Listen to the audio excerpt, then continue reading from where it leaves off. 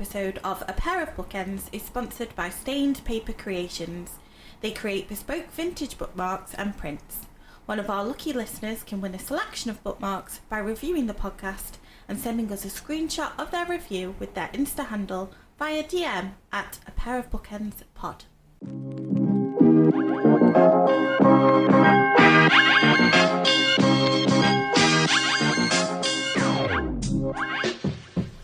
Welcome to A Pair of Bookends, the book club you can carry anywhere. We are your hosts and hopefully your new bookish pals. I'm Hannah MacDonald. And I'm Lydia Clare. Each month we will feature a book of our choice. We will chat about our opinion of the books and the theme surrounding it. We will also be discussing other bookish things such as events, prizes, upcoming releases and other exciting news. This month's book club episode is dedicated to Our Wives Under the Sea, the debut novel by Julia Armfield and published by Picador. Julia is the author of the much acclaimed short story collection Salt Slow, which was published in 2019, and she was the winner of the Pushcart Prize in 2020. But before we get started today, let's have a catch-up. Lydia, what are you currently reading? What am I currently reading? It's honestly, I'm only 2 chapters in and I'm already loving it. So I'm reading The Paper Palace by Miranda Cowley-Heller on a long list for the Women's Prize of Fiction. Oh my goodness. It's saucy. It is very saucy. I am loving it. It's right up my street and somebody very special bought it for me. I don't know who that was. No idea. Don't know. No idea. Stalker. She keeps sending me books. Lydia was saying before that if she died, please don't die, if she was to die and somebody was looking through her books, they would just find all these notes from books that I've sent her. They'd be like, who's this Hannah? Who's this creep? Why is she like such a stalker? But it's such a special book. It's just... I loved it so much. I think sometimes I've had a bit of a rough book before it. I literally started it, I was like, please be good. Please be good. And oh my goodness, is it good? Yeah, it's good. I'm thoroughly enjoying that. Sorry, did I mention that there's going to be a HBO adaptation of The Paper Palace? Oh, here she is with her adaptations again. I'm very excited for it. I'm very upset that they've not cast me, but you know. Rude. Very rude. Yeah, it was one of those books where I think that I've got high expectations for it, so I'm happy that the first few chapters that I've got into I'm already loving. So it's just got to hold me now for the rest. But other than Our Wives, I've just come off reading Milkman by Anna Burns. That's your favourite read of the year, isn't it, so far? It's your first 5-star read, no? Yeah. What is it that you didn't enjoy? All of it. And that's all we've got time for today. I'm so glad that it's not the book of the month because honestly, so I'm reading it for the bookathon with Betty in the Books who does Bookstagram.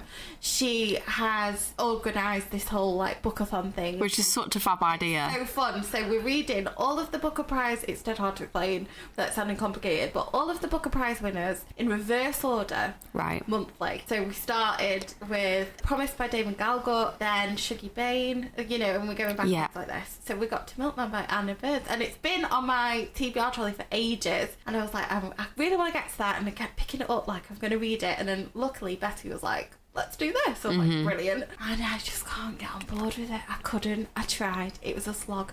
I totally got what it was trying to do and why it won. It's very clever. It's very cerebral. Is it an Irish author? Yeah. And it's set in a fictional town in Ireland, and it's very much about the Troubles and Protestants and Catholics, but they are not mentioned by that name. It's this religion and the other religion, right? And it's very much so that you kind of don't know which side you are on, and like no one's got a name. It's all middle sister and sister-in-law and, you know, first sister and all that stuff, which is great, and it's lovely, and it's, you know, a piece of literature that you would sit and study. Oh, fabulous. But my God, I just didn't enjoy it. I just couldn't get past something, and I don't know what it was. I was sat there and I thought, oh my gosh, this is taking me hours.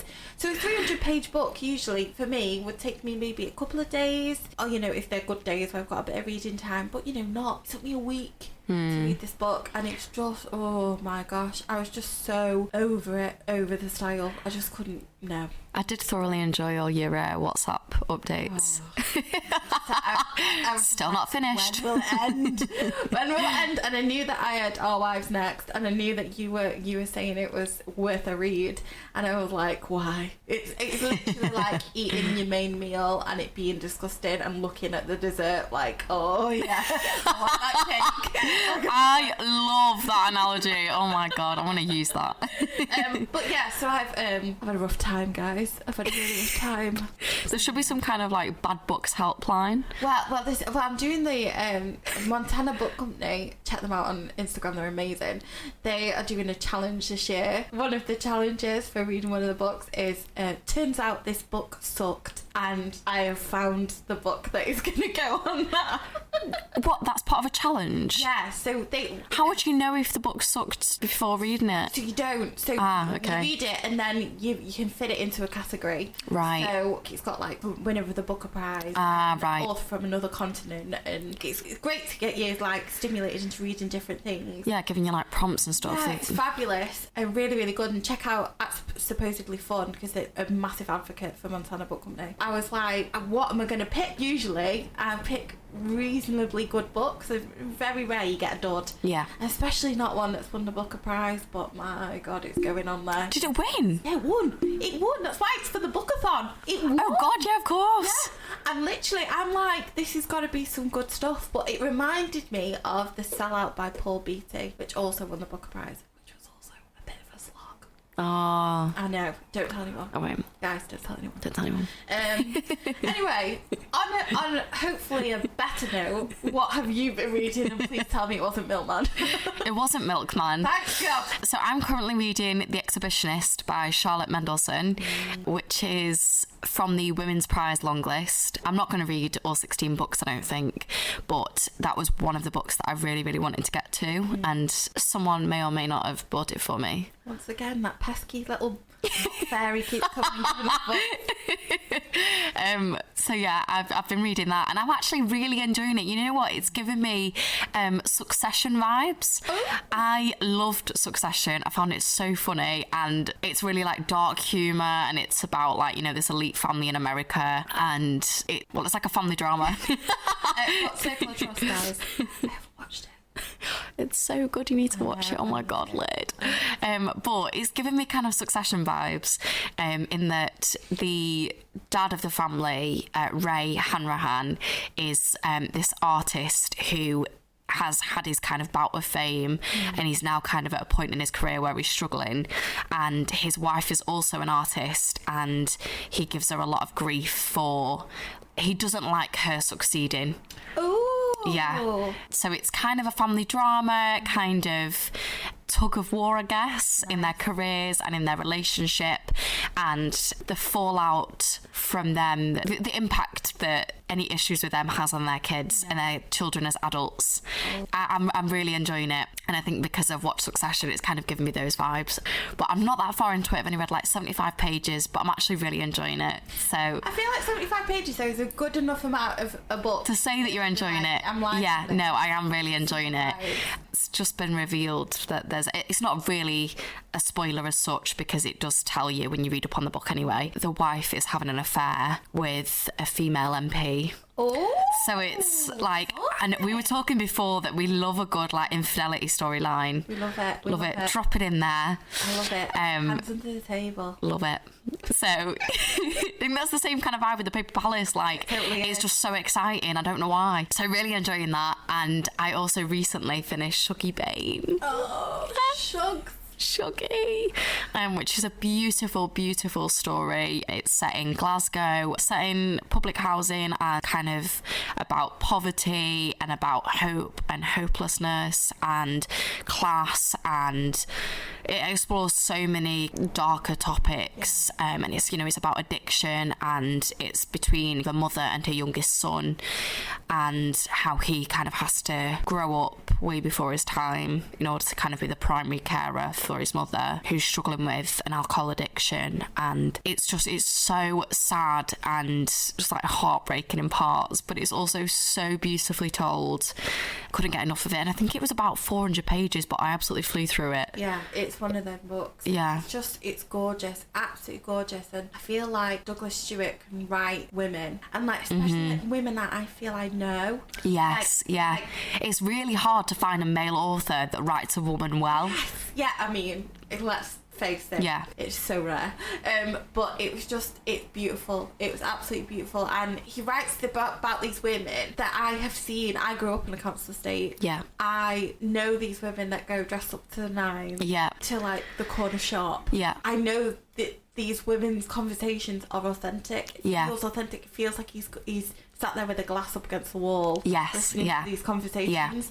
And I think for him to get it so accurately, it's so brilliant. Really, really good. I love the dialogue in it. Perfect. I'm hearing so many good things about his new novel, Young Mungo, which is published today. Oh, it's out today, which is very dangerous because we're going to Waterstones later. Oh no! Already got lists the length of our arms of what we want to pick up. Last night, weren't we, about what books we wanted? And it's like, oh yeah, just a couple. And then next thing you know, we were like, I've sent her about 7 messages yet. I want this one. Oh, have you heard this one? I want to really like this one. Bit of an issue, but just a little bit. Could be worse. It could be. No, I'm very excited for that. And we're going to go to the Douglas Stuart event, aren't we? We are, which I'm very excited for. We're going to go see him talk about Young Mungo. Very excited for that. I loved Shuggie Bain when I read it for the first time, and I've seriously considered rereading it since, just because I loved it. Guys, I will never let you down. I have looked it up, and the TV rights to Shuggie Bain have been bought. It's alright, I got you back. Anybody out there that cares about adaptations as much as me, I've got you. Anyone out there? Really? Anyone? Lydia's like, it's not me, I don't care. Stop. I love an adaptation. We know you do. Okay? Well, that sounds very exciting. It is. But I'm not old enough to play his mum, so... No, you're not. Again, definitely not. Missing out. Maybe Catherine. Maybe you're within the casting type for Catherine. Maybe. I mean, she's in it briefly, so... Great. I'll be extra. You're basically irrelevant. That's the tagline for this podcast. Lydia, you're basically irrelevant. Don't. I feel horrible now. Should we move on to the book? Why not? Lydia, would you like to introduce it for us? I would love to. Our Wives Under the Sea. It's been described as a literary horror. It reads as contemporary fiction with a sci-fi horror twist. It's told from 2 perspectives. It's a portrait of a marriage between Leah and Miri, and the novel develops from the tender to the gothic and disturbing. It's a story of falling in love, loss, grief, and what life there is in the deep, deep sea. Today's episode will contain spoilers. It's impossible for it not to contain spoilers. You have been warned. But yeah, it's basically just a novel about a woman whose wife goes missing on a submarine and then comes back. What more do you need? She comes back, but she's not quite herself. A little bit different. So Hannah, please give me your thoughts. You know what? I really, really loved it. And I actually think this is going to be in my top 10 of the year. Here she goes again. Presumptuous. I think it is, you know. You know what? April. I know. But I just loved it so much. Yeah. I was so invested in the story, and I'm obviously such a big fan of contemporary fiction, and the storytelling and the structure and kind of format of the novel reads very much like a contemporary fiction book. But then it obviously wasn't that. It takes a very different turn, and I would never kind of go for much to Lydia's despair, I wouldn't really go for something that's like horror or sci-fi or anything like that. It's not my usual vibe. I don't know why I've got this thing that I just don't think I'd enjoy it. I think because I don't necessarily watch those kinds of films because I don't enjoy them as much to my boyfriend's despair. I don't want to go for those books, but this book really took me by surprise. It really did. I mean, we often describe books as like unique and the kind of when I review books, I find myself having to resist the urge to be like, this is unlike anything I read before. I mean, this really felt unique. It did feel different to anything like I read before. I also really, really enjoyed I wouldn't say enjoyed actually, I think it had a really great portrayal of health anxiety in there. And I massively struggled with that last year. And yeah, when I was reading the parts about it, I was like, that is exactly how I feel. I've never been able to articulate it in the way that it is in this book. There's a moment where Miri is at a party and she's having a conversation with somebody, and her mind is just thinking about the fact that she's not really interested in this conversation. She just wants to go to the toilet and check that her tongue is the right colour. And it sounds so silly and funny, but it's actually what your brain does. It's actually like, oh, but I really want to check this lump on my neck. I really want to go and see if this is okay. And you're convinced, and you're kind of having to talk yourself down all the time. And I've never read anything that's portrayed it so well. And I think I'm always interested in books that explore like mental illness and things like that. And whilst this wasn't a book that was based on mental illness, I really liked that was an element in the story that was explored. I liked how it was just a part of Miri. Yes, yeah. How she was a hypochondriac, but she was. Yeah. There was no cure for it. She wasn't gone to therapy to get rid of it. No. She wasn't trying to think of solutions to help. No. She was literally just, I'm a hypochondriac, and that's it. And that's how I am. And that was it. Yeah. And I think that was such a brilliant way of doing it. Yeah. It didn't make it a thing. It wasn't the centre of it. It was an aspect, which I thought was really good. I also think it was just a really beautiful insight into a marriage, and just like the really like tender moments between them. It was just so lyrical, and her writing style is just so gorgeous. And I haven't read Salt Slow. I heard amazing things, but I haven't read it. So this was my first kind of look at her writing style, and I just loved it so much and really want to get my hands on Salt Slow now. Yeah, me too. Yeah. Me too. But Lydia, what did you think? I loved it. It was the opposite of a Milkman. Just a bit. I loved it. I really did. I felt like I would love it because it was right up my street, the premise of it. Like somebody going missing on a submarine and then coming back and not being themselves. Like the minute I hear that, I'm like, oh no, I need to know what's going to happen.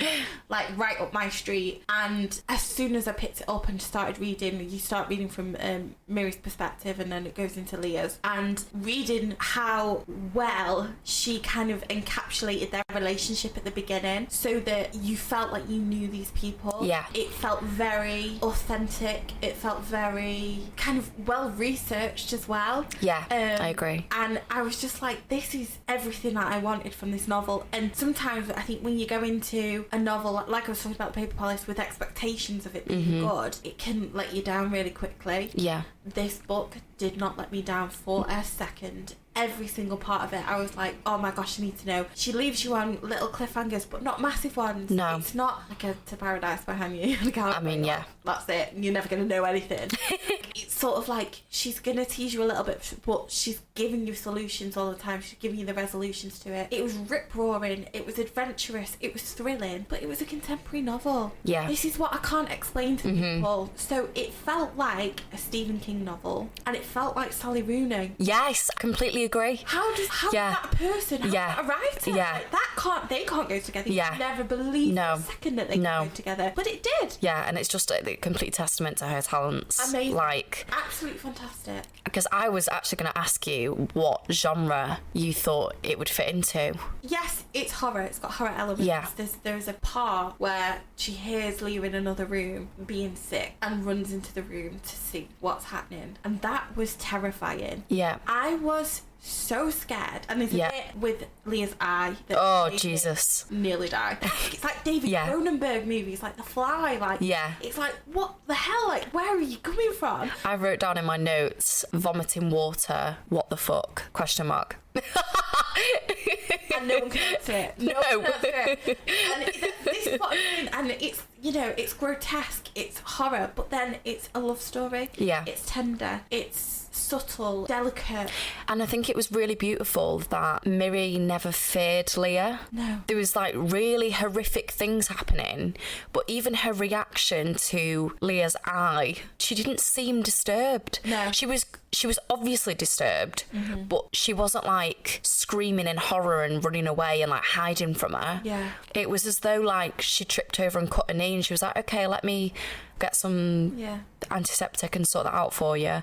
It was like such a kind of, this a really horrific, unsettling thing was happening, and then she found herself in this really disturbing scenario, but she was reacting in a really tender and loving way. Yeah. I wonder how many times we said tender so far. Probably. But it is. But it is. But yeah, I wonder how much a part of Leah being a woman kind of influenced that feeling, and whether or not would we have been... But then in a lot of horror stories, women aren't presented in this way, and I don't know if it's because it's a female author, but we are presented as, you know, somebody that just screams hysterically and runs away. A victim, and somebody that's kind of quaking in terror. Yeah, and it handles it not like a victim. No, not at all. It's like a transition almost. She's handling it herself. This is her. Yeah. She's just going with it. And I think that her vibes, I'm panicking here. You start panicking because you feel my vibes. You feel me panicking or stuttering or whatever. And you, and you feed off that energy. Yeah, you do. Whereas if I'm chilled, and you know what, it doesn't matter that I'm bleeding from all of my orifices. It doesn't matter, you know, chill out, Hannah. You're kind of a bit more like, all right, like, we can chill out. Okay, I can deal with this. And I think that Leah's reaction to what's happening to her is very much in that vein, like, I'm keeping calm. Yeah. And so Miri kind of thinks, well, do I need to react this badly? Do I need to be panicking? If she's telling me not to call a doctor, I don't need to. I also really enjoy when stories are told from multiple perspectives. I think we spoke about that in the To Paradise episode, and I think she did that really well. I think it can be done badly. Oh god, yeah. But this wasn't. It wasn't jarring. I never left Miri not wanting to go to Leah, and I never left her not wanting to go to Miri. Yeah. Like, even though I wanted to stay with that story, and I was like, oh, don't leave me there. Yeah. I was still like, I'm still happy to go back to this other character. Yeah. I think when you feel like, oh, I can't be bothered with the John bits, and then you're like, oh, we're back to John. Like, I think that's when you know it should have been a one-person narrative. Whereas with this, I just thought it was beautiful. I was curious though as to why Leah's sections were shorter than Miri's sections. Did you notice that? I think it was to do with the pacing. I think because not a lot happens on the submarine. I think it's... Not a lot happens, but so much happens. So much happens. But in terms of like... I think trying to maintain that kind of mystery and the reasons for what's happened at home in the future, because the bits on the submarine are in the past, I think that it has to be paced a little bit more fast-paced for Leah. Yeah. So that we get that kind of, I don't know, it felt important that they were shorter for me. So I think that the pace of it was actually really well done. And I think that having Leah's bit shorter it was actually intentional and important that it was that way. But I never felt like I was out of it. I loved it. I was consumed by it, and I just wanted to read it all in one sitting. Yeah, and I didn't get a chance to, and I was really frustrated. And I was sat there like, I need to know. Kids, I know you need your tea, but you can forget it because Mama's reading. Please. Please. But then I also didn't want any distractions. Like sometimes, like Milkman, I was reading like on the bus on like near a motorway, hoping it would go under a car. But like I was like, please, like I just want to get these pages done. Yeah. Whereas I was like, no, I want quiet. I want the atmosphere. I want to feel in the atmosphere because it's very atmospheric. Yeah. I felt like I was in a diving bell or something. Yeah. It was so kind of claustrophobic. It is, yeah. And it's all set, pretty much all of it is set either in a submarine or in their flat. And that was very like I want to get out. I want to get out. Yeah. Great. Really well done.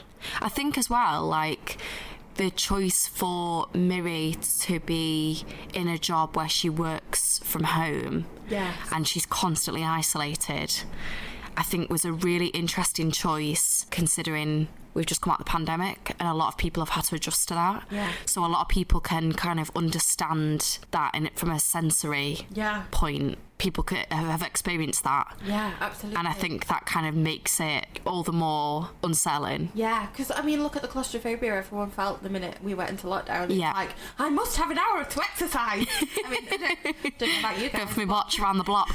But since lockdown finished, I have not been going out for exercise. I think as soon as that's taken away from you, it's really interesting to see how people react. Yeah. And I just thought it was so well done, that kind of claustrophobic being in this house and then sharing this space together, but not really. Yeah. Like, cohabitating. Yeah. It was kind of like they were both circling each other like sharp. But I loved that bit. I really did. I fell in love with them both. Just a bit. Did it get 5 stars though? It didn't.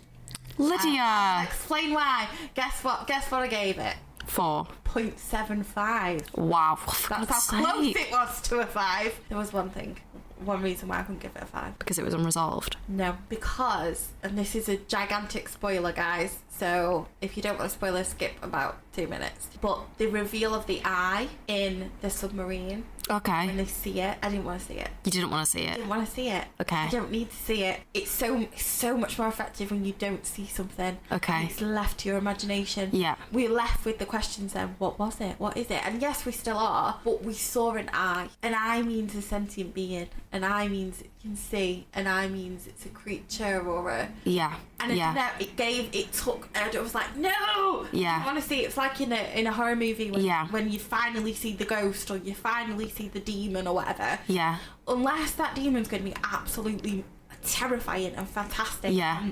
And end the whole book on that climax, or the whole movie on the climax of that reveal. Yeah. Then great, but the fact that it didn't, the fact that it was just kind of mentioned, I was a bit like, didn't really want to see that. No. I normally really struggle as well with books that are like left unresolved. Yeah. But I didn't kind of mind it with this. I was like, you know what? You're such a good writer. I'll let you do that to me. Yeah, we love you.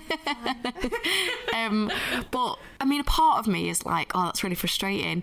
And I think the thing that I found frustrating that wasn't revealed is what happened when they came out. Like, I wanted to see that moment when they came out. What happened to him? Yeah, I wanted to know what happened when they came out, like their first moments of being out, and what the hell is happening and what just happened, and like you said, what happened with Matteo. Yeah, and you don't get a lot of Leah's kind of understanding of what's happening. No. So you get her when it's her sort of diary, isn't it, that you're reading in retrospect. But we don't get her thoughts as the transition is happening. Yeah. Which would be so interesting. Yeah, totally interesting. But I get why she left it out. I totally get that. But I think that because we don't get that, there's a lot of mystery there. A heck of a lot of supposition that we have to make as readers. Like, right, okay, so this thing's happened and she's suddenly just kind of going with it. There's something missing. Like, I felt like there was a little bit missing from the narrative. Yeah. But I don't know. I think, is it better for that? Probably.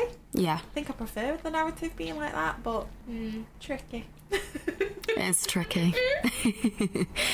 We do have some questions for each other. Yeah. About the book. Got some questions. Can I start? Yeah, you may. I'll let you this time. So we did actually meet Julia. Well, we didn't meet her as such. We went to her event. She has no idea who we are. Well, we did sort of, yeah. Yeah, we got her to sign our books. Yeah. We're not that important, guys. Question. You did. Okay. And it's because of your question that I'm asking you this. So at the event, Lydia asked, the event was with Julia Armfield and with Miss Sori Williams, is that how you say her name? Yeah. The author of Doloriad, yeah. Lydia asked them who their favourite authors were and what they were reading whilst they were writing, and they both said that their favourite author is Stephen King, which also happens to be one of Lydia's favourite authors. He's a god. He's a god amongst men. I've still not read any Stephen King, much to Lydia's despair. Honestly, shocking. So my question to you, Lydia, as one of your favourite authors is Stephen King, and you're a Stephen King super fan. I love that. I want a t-shirt with that on, please. I'll sort that out for you. I'll talk to my people. In what ways could you see his influences in Armfield's writing? Oh, massively. So I think firstly was the sense of the mundane. So what Stephen King does brilliantly is root his characters in reality. So very much like it will be your average Joe. Like if you ever read The Stand, all of the characters are kind of average characters, regular guys, regular girls, just going about their lives, and something extraordinary happens to them. In the case of the standard pandemic, in the case of things like Salem's Lot, a vampire appears. You know, Love that. Everything very much kind of like grounded in reality. Mm-hmm. And this is what Julia Armfield does fantastically too. Yeah. She grounds you with these two people, with this marriage. This marriage is the crux of everything. Yeah. And then she says, let's make something fantastical happen to them. And then where are you going to go with it? And also the elements of horror. So Stephen King does horror better than any other author. I'm saying it. Mic drop. Fight me.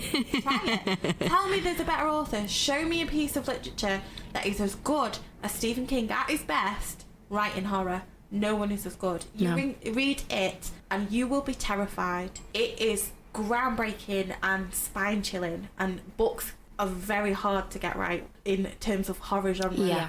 Very hard to get right because it's difficult to get scared by a piece of paper. It really is. It really is. Because you can look away. Yeah. You can close the book and it's gone. The Yeah. atmosphere's gone. You have to be gripped. And he does that brilliantly. And what Julia Armfield does equally is she puts those elements of horror in right when you need them, and she gives you a little bit and then she takes it away, and then she gives you a bit more and she takes it away, and it's fabulous. You don't know what's going on. Yeah. She lets you go off kilter, and then she gives you these payoffs. So the eye coming out, the vomiting of water, the scaliness of the skin, the reveals of inches of her skin that you haven't seen before. Yeah.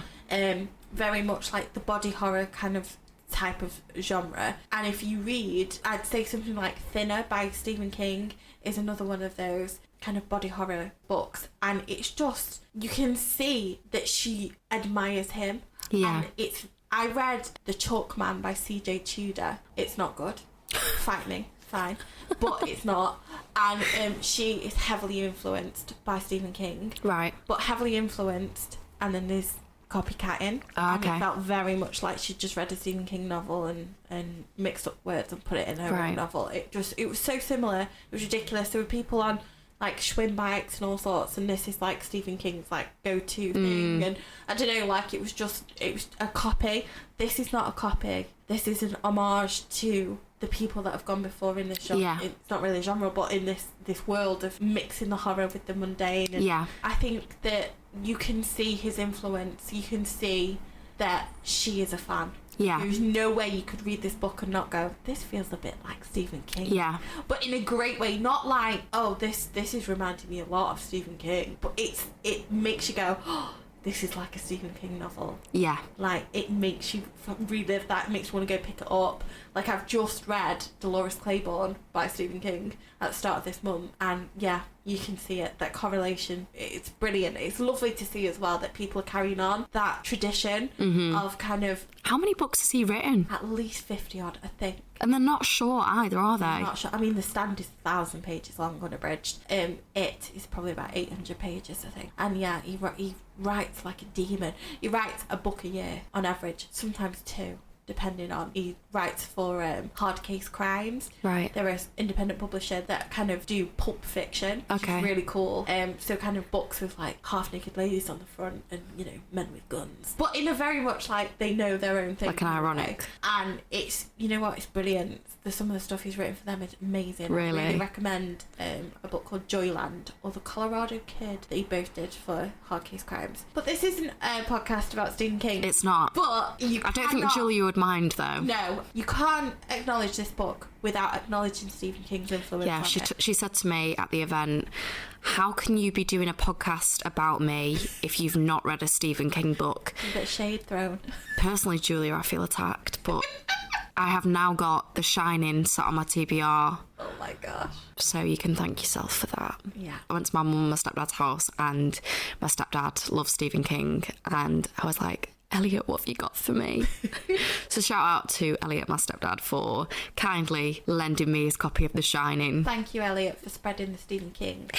We appreciate it. I think I'm going to have to lend him Our Wives Under the Sea now. Well, I mean, once you are a fan as well of Stephen King, you become like his like advocate. Yeah. You know, like, oh, whenever you're in a conversation, you're always, Stephen King like this. Stephen King quoted that one. But yeah, it's fun. But I have a question for you. Okay. So, who would you rather play In the film adaptation, Leah or Miri? Oh. And why? Bloody hell. That is a good question. I think you love an adaptation. I do. Okay, that's a really good question. Okay. I think I would... Oh, this is a really tough choice. But I'm going to go with Leah. Ooh. Because I think it's so fun. I've just knocked my coffee. I think it's so fun as an actor. Obviously, that's why I became an actor, because I get to play characters that are completely different to who I am. And there are obviously elements to Miri that I feel are quite similar to me. I would have totally pegged you for a Miri. Yeah. I'd have pegged you for a Miri. Exactly. I love it. But to play Leah would be totally different to me. I know nothing about being a marine biologist. I know nothing about what goes on in the depths of the ocean. And I would be interested to find out. So it'd be an opportunity to research, which I love doing, and to read more books. I love it. And I think the filming scenes in that like intense tiny space would be so exciting and thrilling. And you know, I wondered to what extent in an adaptation the actors would be kind of method acting. Oh yeah. I just think it'd be such a fun part to play, and especially the transformation when she comes out. What a journey. Exactly, what a journey. So yeah, that's my reasoning. Who would you play? Well, no, you see, I would love to play Leah because of just being able to do a little bit of body horror and fun stuff like that. Yeah. Like, how exciting. But I do love the idea of Miri and the fact that kind of being the one left behind. Yeah. Getting to explore that kind of... Yeah. It'd be a huge emotional journey. Yeah, the emotion of it. Yeah. Because I think that when Leah starts to transition, her emotions kind of become lesser. And I think that as Leah lessens, Miri intensifies. And I think it'd be nice to play someone like that. To have that kind of scope. So yeah, I think I'd pick Miri. Ooh. I would. Well, we're available, guys. If you want to pick us up, here we are, both actors. But yeah, no, definitely. My next question for you is, did you think it was an accident? No, I don't. I don't think that Matteo's paranoia was paranoia. I genuinely think he was onto something. Yeah. And I think there's a reason we don't see him again. And I think that part of the reason might be that he was going to blow this up. Because I think that... Do you think they knew exactly what they were doing sending them down there? Why did they have so much food? Yes, yeah. Why did they have so many supplies? Why did it just come back on? Things that are broke don't fix themselves in water. No. It just doesn't happen. No. I think it was intentional. And I think there's a reason why they can't get hold of anyone at the centre and why it's impossible to get hold of anyone. I found the boss guy really interesting. Kind of like this. Got like a leather jacket on, like chilled jeans on, and he's kind of like the boss of this massive company, and very interesting. Yeah, lots of mystery around it. A lot you could delve They just like delete the website and just completely go off grid. Off grid, completely gone. Why? Was it government? Was it? Oh, that is. I didn't even think of that. Were they hired to say, let's do this experiment? We know if something's down there, or you know, let's put them down there and see what happens. Did they actually see anything? Could Julia throwing all these spanners in the works? Julia, I'm gonna be thinking about this book forever. But my final question. Okay. Final question is: what do you think the book? This is the big one. Okay. What do you think that the book is ultimately trying to say? I know. Don't go in the ocean. Learn to swim. It's a hard one. Yeah. I think for me, it's about learning to let go. Yeah. And that's letting go of fear, letting go of anxiety, and letting go of grief. Yeah, I think there's definitely an exploration of letting go of control. Yes, beautiful, yeah. I think Miri's character is used to explore that beautifully, especially with anxiety. Yeah. Because insight into therapy. When I was having therapy for anxiety, I was told that anxiety is often about a lack of control and wanting to keep that control, and how you do need to let go of it, and you're often like, you know, considering worst possible outcomes because you feel better prepared and more in control that you've already thought that through. And I think, you know, with her being a hypochondriac and that being explored, and her having to wait 6 months to find out where her wife is, and her not being able to get in contact with the centre, and her having to gradually watch her wife transform into this creature, and there's just so many things where she has to just let go, and everything's out of her control, and I think she actually copes with that really well. So that's probably what I would say. Because when I was reading it, I had a little theory. It didn't turn out to be true. Many of my theories do. But I had a theory that Leah actually hadn't come back. Oh, I did think that for a bit. I did, yeah. She's not come back. She's just, because there's a part in the book where she, Miri, goes online and looks at this kind of like chat room for women who have made up, which I thought was hysterical. Women that have made up that their partners are astronauts, and they are far away in space, and lost, and like on the moon, and they just don't know when they're going to come back, and they sit there and think about him, you know. I fully believe that this is a real thing. I was like, if this isn't real, like, I really want to sign up, like, call me like, I don't know, Derek or something. So she's looking at this, and I thought, the imaginary part of that, I'm like, are you telling me, Julia, that Leah in the bathroom is not really in the bathroom, and that she's just been told she's dead, and she's just having to deal with the grief in her own way? I was pretty sure that's going to happen. It isn't what happens, but I think that it felt like there was elements of that kind of like that loss being very prominent. Yeah, and I like having to navigate grief when the person is still there. Yeah, it's like when someone gets very poorly. Yeah. So with my mum, she had a brain hemorrhage, and she was very poorly. And then when she recovered, and recovered is quite a weird word for that, because I don't think you truly do, but she got back on her feet a little bit. She was no longer the mum that I knew. Yeah. And I think that you grieve a little bit for the person that you've lost. Yeah. Even though they're still there. Yeah. And it is very true. Yeah. And I know that a lot of people listening will probably have similar experiences with people that have got dementia, people that have you have like injuries. The grief whilst the person is still there, and then you have the secondary grief when you lose them again. Yeah. Which I did. It's like a double loss, which is And I'm gonna, if you haven't read the book and you don't want to hear the ending, then skip ahead now. But the ending, oh my god, it killed me. I was like, I'm not surprised.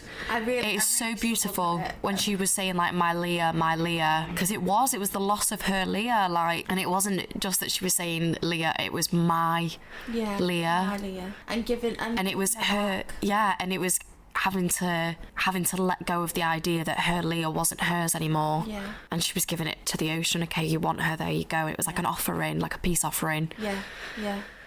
Oh, it brings it, like, I've literally got goosebumps about it. It was so moving, and as she was doing it, and I could feel it. I could feel I'm holding Leah herself. The way that she describes it is so beautiful. And I'm holding her, and I'm feeling her, that lightness. Yeah. I'm feeling it going and ebbing, and like, because I mean, when you got to this part in the book, you understand, but it's not a body she's putting in. No. It's something else. Yeah. It feels like she's letting go of this, and it's all coming together. And it was just, that's so important for someone who might be struggling with grief, is that feeling of they're going, but she's still in the sea. Yeah. She becomes part of something else. Yeah. And, you know, I'm not one to believe in the afterlife or anything like that. You know, if you do, then fantastic, but I don't. But I do believe in this kind of energy, you know, like, goes somewhere, something goes somewhere. Yeah. And I think that feeling of putting her back in the ocean, she became part of what she loved the most. She went back to what had always drawn her. Yeah. And it was so beautiful, and she got that feeling of like not wanting to let her go, but knowing you have to do it. Yeah. So well. Yeah. So well, and it was so moving, and it really broke my heart as well when she was kind of speaking about, you know, she just found her body moving in the direction to take Leah to the to the sea, and it's that whole kind of, you know what you're doing before you know what you're doing. Yeah. Like she just made that, her subconscious just made that choice for her, like this is the best thing now, like we need to let go. It's like if you've ever been in a room with someone that's dying or has died, it's a very out of body experience. Yeah. You kind of it just happens. Yeah. There is nothing else around it. It just happens, and you can't stop it. Yeah. And you can't do anything to alter it, and you react the way you react. Yeah. And it was just a wonderful way of showing that happening. Yeah. In a very unconventional sense. Yeah. Like the way that she did it was so clever. And yeah, I really loved the way it handled grief. I really did. And loss, and I thought it was fantastic. It really was. So I've got a quote that I would like to read if you don't have any more questions. We have to tell them the funny thing about this quote and the actual impossibility of this quote. Yeah. So I arrived here this morning to see Hannah so that we could prep for our podcast, and just so that we could check that we didn't have the same quote, I just asked her what she had picked. We have the exact same quote.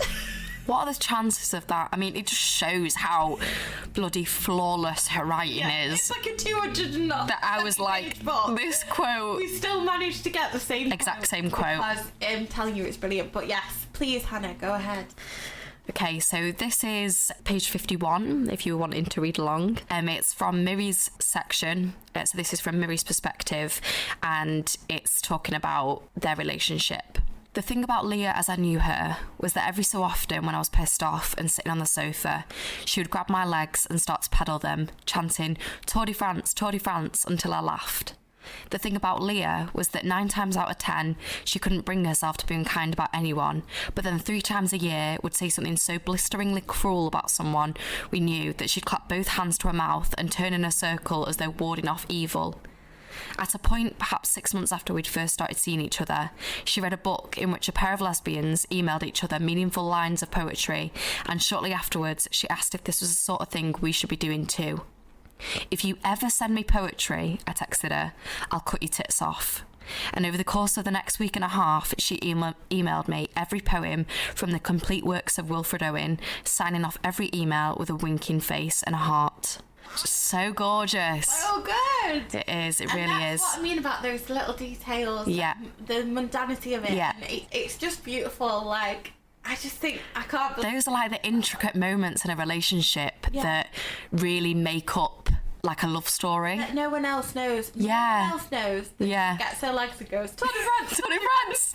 To make a giggle. Like, and that's something that friends do. That's something that you and your partner do. Like, there's these little things that no one else knows that you guys do. And I just think it's such a wonderful thing and as well to explain how Leah's persistency and sense of humour that she would say, Miri would say, I will cut your tits off if you do that. And then every day for the next month she's like, here's a little poem for you. And I think it's brilliant. And, you know, it's funny that we both picked that. Yeah. Out of all of the quotes we could have picked about the ocean and, you know, she writes so brilliantly about darkness and the horror. Yeah. We picked that light moment out of all of it. I think it's really interesting. What made you pick that? I think it's the contrast of the light with the dark, and I'm currently working on a play. We're taking it to Brighton Fringe next month, and it's a play about a sex doll, and it's between 2 characters. It's the sex doll and the wife of the man that's the owner of the sex doll, and it's very dark, and it's about, you know, a woman in this abusive relationship, and she's really kind of struggling with wanting to do everything she can to please her husband and wanting to kind of get some kind of reaction out of him and to gain his kind of love and validation. So she gets him this sex doll as like an offering. And we were talking about how it's really important when you're exploring dark topics to find humour. Massively. If you don't have humour, the comic relief in horror is precisely how good horror works. Yeah. Because it's those moments that really take your breath away. You know, like her like cycling, you know, she's talking about these hilarious moments in their relationship where she's pedaling her legs and shouting Tour de France. she's talking about this while she's grieving the fact that her wife's come back as a totally different person, and she's been alone for 6 months waiting for her wife to return and not knowing what's going on. Nobody's getting in contact with her, not knowing if she's dead or, you know, if she's ever going to see her again, and just dealing with that. And I think, yeah, just the contrast of the light with the dark, those kind of moments intertwining, it just really did it for me. And it gives you a breath. It lets you take a breath. Yeah. Because it is so atmospheric, so dark, so difficult. You kind of sat there like, ooh, on edge the whole time. Like, oh my goodness. And then when things like that happen, it gives you that relief. It does, yeah. And it gives you a great insight into their relationship. I thought it was beautifully done. Yeah, it really was.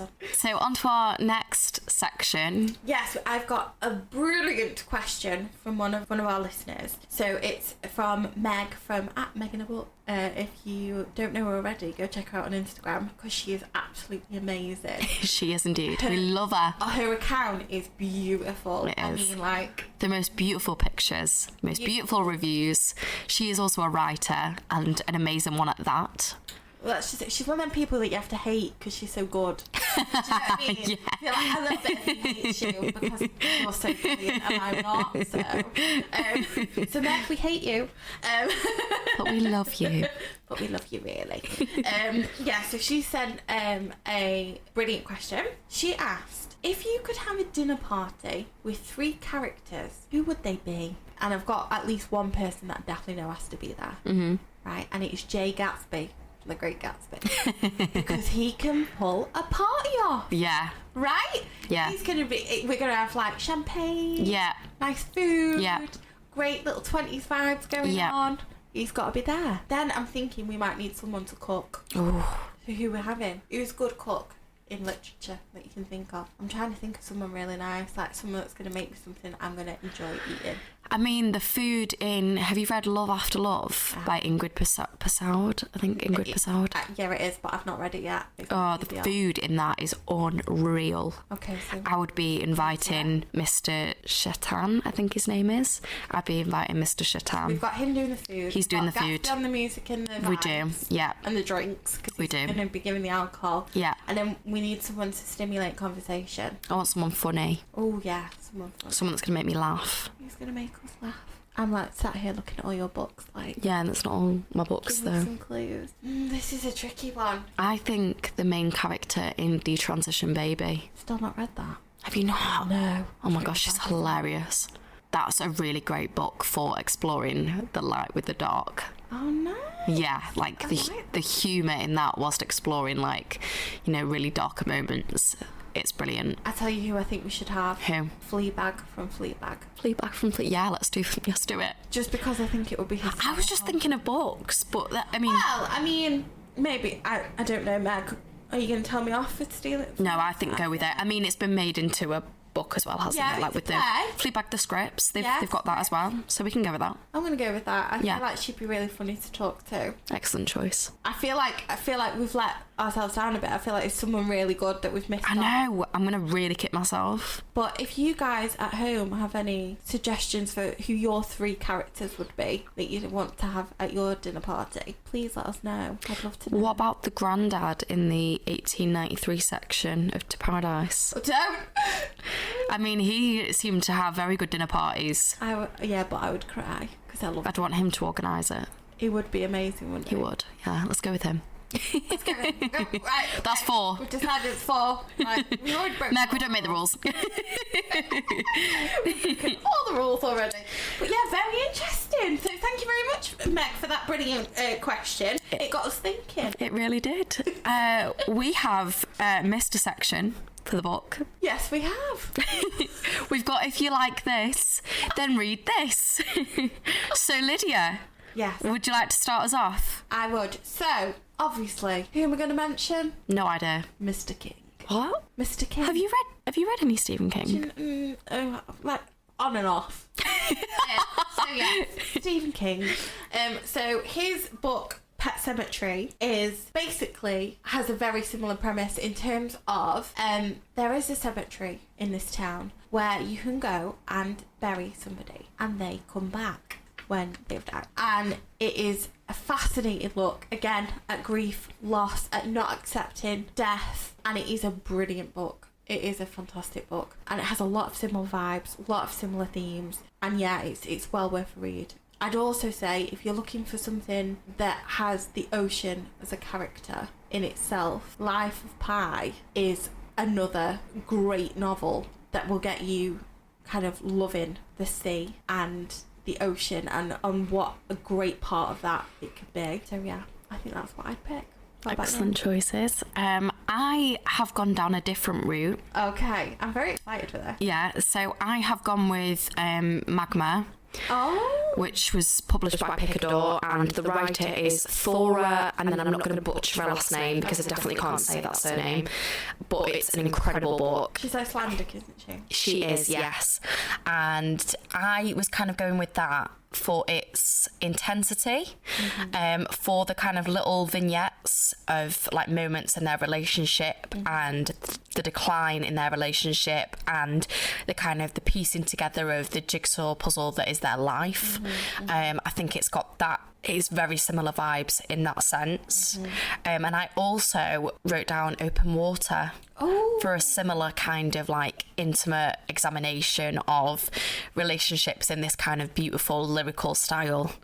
And that obviously explores like the smaller, more intricate moments that make up a relationship and a love story. And so I was kind of going down the relationship, love story, romantic vibes. I love it. So if you're looking for a love story, there you go. I said love story. Magma is definitely not a love story. Don't go into it thinking that. It's that kind of, that's the literary side of it, isn't it? Yes, yeah. The contemporary side of it. And I'm more talking about kind of like your horror vibes. Yes, which is what you know best, so. I enjoy it. But I would also say, on that note of the horror vibes, this book reminded me a lot of some films. Amazing. So if you're looking for a film that's going to make you think about grief in a different way whilst absolutely being scared shitless, you want to watch The Babadook. Okay. So The Babadook is a story, a children's story, okay? And it turns up one day at this little boy's house and he reads it and it's actually really scary. And the I think I've seen it actually. Yeah, the mum's kind of like, this is really actually quite frightening. And basically the mother has lost her husband in a car accident. He died.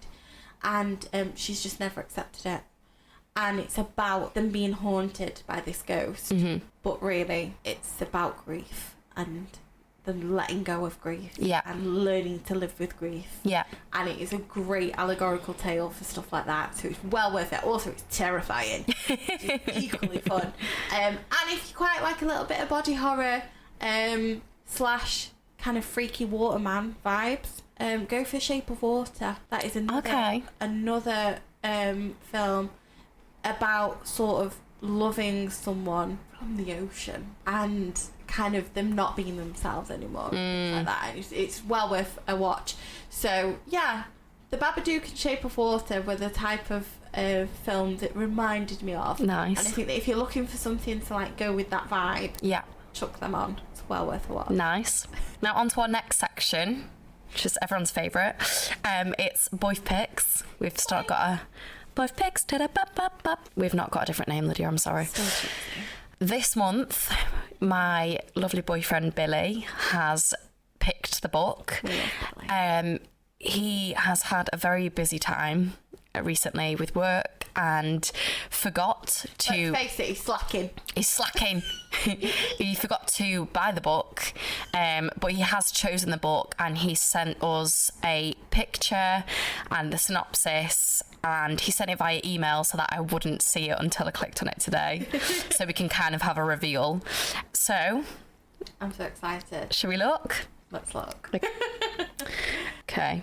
Ooh! He has picked Girl in Pieces by Kathleen Glasgow. I've not heard of this. Well, should we listen to what he has to say first? Yeah. Okay. Go on then, Bill. Let's get him on. Get our Bill on. Hello. Yeah. Initially, this book, well, the front cover, I was initially intrigued, and then upon reading, I found actually it was quite depressing. But it looks like it's going to be quite funny too, so you've got a range of emotions in there. and the reviews look good. So, I mean, anything's better than the one you got last month. Oh yeah, enjoy. The shade! The shade at Oh, Stephen. Down, Stephen! Wow. Wow. I love it. I love it. So, excited. he was drawn in by the cover, which is, how would you describe that? It's like it's been inked on, so the title is Girl in Pieces. It's been inked on and smudged. Yeah. And then red lines have been scrawled across the title. I feel like I've seen this, but I don't know where. I have not. It's definitely not on Bookstagram. I don't know if we've seen it online. Is it though? So, what it says here is, it's a heartbreaking, triumphant, funny and hopeful story of one girl's battle with self-harm.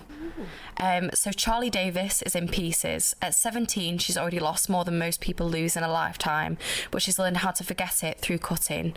The pain washes out the sorrow until there is nothing but calm. She doesn't have to think about her father or what happened under the bridge, her best friend Ellis, who is gone forever, or the mother who has nothing left to give her. Kicked out of a special treatment centre when her insurance runs out, Charlie finds herself in the bright and wild landscape of Tucson, Arizona, where she begins the unthinkable, the long journey of putting herself back together. That sounds amazing. Very dark. That sounds like a hard read. Yeah, very difficult. Those themes sound very difficult. I'm also really intrigued. Yeah, you've got intrigued in there. No, but I feel like I need to know more about her. Yeah. And about her story. Yeah. It's a lot to deal with at 17. A lot. Yeah. And it doesn't want to think about her father or what happened under the bridge. I'm like, what happened under the bridge? Under the bridge. You got me. He's got me. I need to know more. I love that he was drew in by the title. And then he was like, oh, it's depressing. Yeah. I mean, Stephen definitely gave us more in his little voice note. Book of body just Still not read it. But yeah, no, I think I do love books that tackle those harder subjects. Mm-hmm. And the fact that you said it was funny as well. Yeah. I'm intrigued. But I am intrigued to see, is it going to be funny ha-ha? Are you going to be funny weird? I want to know about that, and I want to see how they handle it when we were talking about comic relief. Yes, yeah. But is it just going to give us relief from the dark themes, miserable note. Bit of a moment of oh, that's nice. Yeah. Pressure's been taken off a sec. Yeah. Stop crying. I am excited. I think it'll be good too. I think it'll be a great book to discuss. Yeah. Because I think that a lot of those themes are kind of universal. I always find it interesting to see what other people think about when people are going through trauma. Yeah. Or have been through trauma. What people think about where that brings you out of, and things like that. It'll be nice to see your opinion on it, I think. Yeah. No. What are we rating his pick? I'm going to give him a 4. Wow, okay. I'm going to give him a 4 because I actually think that's a really good pick. But just because I haven't heard of the author, yeah, and I haven't heard of the book, yeah, I'm thinking, yeah, it's flown under my radar. Yeah. Is this for a good reason or a bad reason? That's true. He did say the reviews are good, so I think I'm going to give him a 4.5 because he's my boyfriend and I love him. So. God, it was cheesy. I love him. No. Yeah, I think he's got a good pick there. I'm impressed. And he went off his own back because, to be fair, it's not any of the books, it's not on my wish list. No. It's not a book that I've seen about, so he's gone off his own back to find that. Because it's not like he's gone and picked someone really popular either. Mm-hmm. Someone that he knows would be ticking our box. So, Lydia, have you got any recommendations for us? I do. So, I watched the most amazing documentary last night, and it is a documentary on the author Joan Didion. It's called The Centre Will Not Hold. It's on Netflix. And oh my goodness, was it brilliant. Really? Oh, now I want to read everything she's ever written. I've not read any yet, and I've got some of her books, and I'm desperate to read them now because the way that she talks, she speaks so openly and honestly about things that have happened to her life. So she lost her husband, and then almost immediately after lost her daughter. She's written about that in her books, and it's a great documentary looking at her life, the culture of the 60s and 70s in LA and Malibu and things, and then it goes to New York and stuff, and it's just such a well done documentary. And I think the documentary, it was directed by her son. I love that. It was just wonderful, and you could tell that she was talking to someone that she loved and felt comfortable talking to. And it was wonderful. It was a great look at her kind of body of work over time. So we start off in her childhood, and then it gives you glimpses of excerpts of her work throughout it, whilst it shows you like where she was living, what she was doing, stuff like that. And it's just fascinating. It is fascinating. And yeah, I've learned so much about her, and it's definitely worth a watch. Even if you're not going to read any Joan Didion, just for the culture of her writing and how it changed a lot of people's perspectives. It's definitely a great one for me. I really, really enjoyed it. I was so glad I watched it. Oh, I can't wait to watch that. Well, I was umming and ahhing about watching it, and I was like, should I read a book first? And I was like, no, I'm just going to watch it. And now I'm like... And that's pushed you to... which is great. Which is great. So, I mean, you've got a fair few of hers to get through. Oh my gosh, yeah. So I won the giveaway from Tandem Collective. They ran a Joan Didion like back catalogue giveaway, and I've won like 6 of her books. And Love that. Like, oh my goodness, I've never even read Joan Didion. Love it. Just like did it on a whim. But yeah, I'm glad that I've got them now. I'm excited to read, because we both bought The Year of Magical Thinking. Yeah, which is all about the year after her husband died. And daughter died. She doesn't mention her daughter in the book, it's just about her husband. Right. And about living in that grief, and how she feels that year was very important. She felt like once that year was over, that it would become a memory. Yeah. And I think that's really interesting perspective. Yeah. So yeah, I really want to read that. So amazing. I thoroughly enjoyed that. And I'm also obsessed at the minute with the song Numb Little Bug by Byhold, I think is how you say it, not sure. But honestly, I've got it on repeat. I can't stop listening to it. It's like an earworm. I love that. And it's a song about being depressed and having to be on antidepressants, and what they kind of make you feel like. And the lyrics are brilliant, and it's catchy, and it's poppy, and it's fun, but it's also telling you a lot about kind of people's internal monologues when they are medicated. And yeah, it's brilliant. Love that. What have you been up to recently? So I am currently watching, so me and my boyfriend, we have a series that we watch together at any given time, and he's really great at getting through like a ton of series and films and stuff. Whilst I'm reading many books, he's watching a lot of things, and we always have one series on the go that we're watching together, and we only watch it together. And we are currently on the final series of This Is Us, which is on Amazon Prime, and it is honestly one of my favourite series ever. Wow. And I would recommend it to anyone and everyone. I think it is so incredible, and it speaks to everyone. It's about Randall, Kevin and Kate, who are triplets, but Randall is the adopted brother. And it's about them as children and about their parents whilst they were children, and what their lives were like and what their marriage was like. And then it's also about them as adults and them navigating their own families, their own children, their own careers. You know, Kate's navigating things like body image, Kevin's navigating fame, Randall's navigating working in politics and dealing with issues with race, and it tackles so many powerful themes, and it is just so beautiful. It has me in tears almost every episode, and I'm so sad that it's the final series, and we're watching it in like real time, so it's there's a new episode almost every week. But yeah, it's just about family and relationships and life and death and kind of how complex we are as people, and like it's so well written, the dialogue is perfect. It will like have you laughing out loud and then crying 5 minutes later. Like, it's just so well executed, and I love the various perspectives of each of the family members and the kind of flashes that we get, the insights that we get from their past to their present. So, you know, their present day as adults navigating their own families to how their parents were navigating them when they were children and that family. And it's such an interesting look at family dynamics, and it's perfect. Like, I can't recommend it enough. I think that'll be my next thing that I go on. You have to watch it. You will be obsessed. And I also wanted to recommend a book that I read recently that I was gifted by Europa Editions, which is The Missing Word by, definitely going to butcher this name, I'm sorry, it's Conchita de Gregorio, and it's based on a true story. It's about a woman who is a mother to twin girls, and they're very young children, and she is experiencing a divorce from the father of the children, and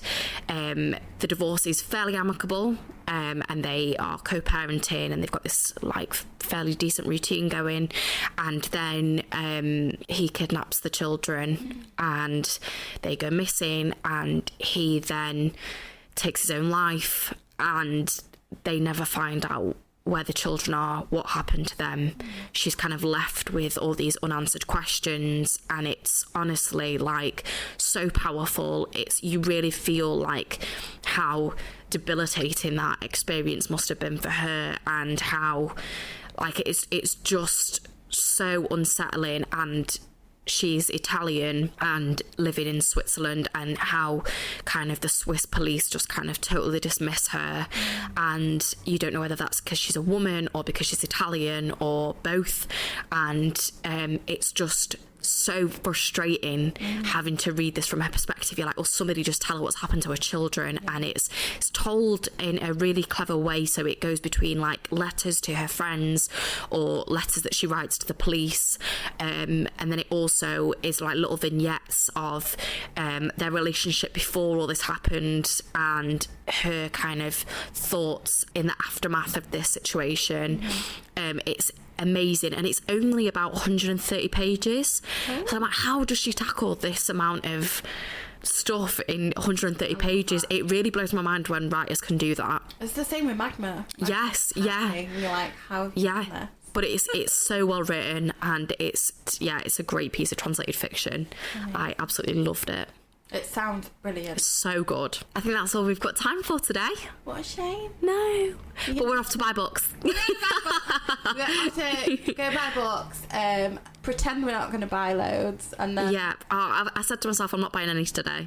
That's a lie. I can't let myself. Have you seen how many books I've got unread? Have you seen the pile I've brought? Well... I need to get the bread the devil need, so... Yeah, to be honest, so do I. So thank you so much for listening. If you've enjoyed the podcast today, please do like, rate, review and subscribe to us, as it helps to boost us in the charts. We'd love it if you could share us far and wide so that other bookends can reach us.